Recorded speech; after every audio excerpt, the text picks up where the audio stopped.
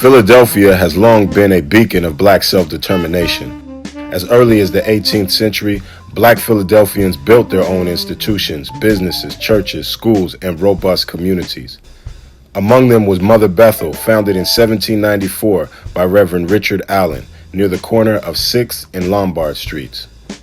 Many settled in the vicinity, forming a free black community in the neighborhood of Southwark. Bishop Allen believed one of the church's fundamental duties was to provide proper burials for black residents of Southwark, as they were denied interment within city limits. And in 1810, Mother Bethel purchased land near the corner of Queen and Lawrence Streets. In 1889, the city purchased this same land and turned it into a playground. Since then, 3,000 to 5,000 souls have remained buried underneath, with no marker.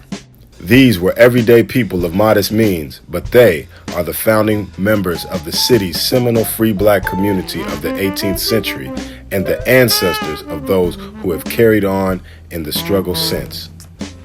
The Bethel Burying Ground Memorial Project offers an opportunity to commemorate their lives and tell the story of black self-determination in Philadelphia. Our team's proposal speaks to this legacy in 3 key ways. 1. The dignity of enclosure. Bishop Allen made several attempts to build an enclosure to protect the site from desecration. Our design begins where Bishop Allen's efforts left off, creating a new planted hedge and the preservation of the mature trees that border the space. 2. Water as a unifying force. Today, the playground carries the joys of living children among us. Below, an estimated 2/3 of the souls buried are children.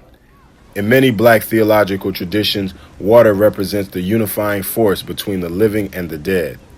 Our design features a layer of water encircling the commemorative plaza. The water's reflection creates the perception of seeing into the earth, but instead you are met with your own reflection. Water's playful dimension will attract children, bringing together the ancestors below with the future ancestors above. The plaza in the center can be used for gathering, ritual, and everyday life. When the mist rises from the water, a slower, more contemplative environment is created. 3. Consecrated ground.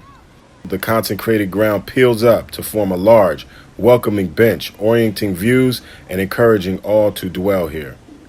Inscriptions tell the stories of the souls resting here and of Black Philadelphia.